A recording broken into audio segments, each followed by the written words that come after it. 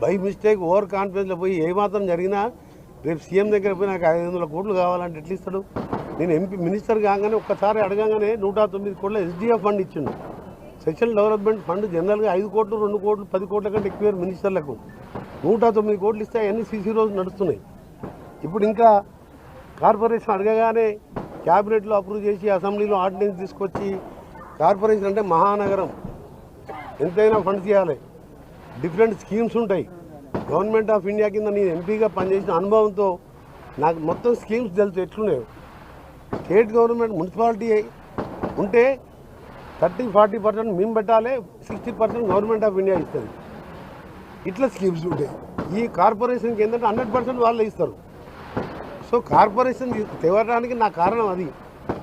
ఇవాళ రాష్ట్ర ఆర్థిక పరిస్థితి కేసీఆర్ చేసిన పుణ్యం అంటే 6 లక్షల కోట్లు అప్పు చేసి 8 లక్షల కోట్లు అప్పు చేస్తే 6,000 కోట్లు మిత్తిలు కడుతున్నాం, 7,000 కోట్లు ఒరిజినల్ కట్టి శాలరీలు ఇచ్చుకుంటా ఆఖరికి పెన్షనర్స్ కూడా 129,000 కోట్ల బకాయిలు పెట్టిపోయిండు.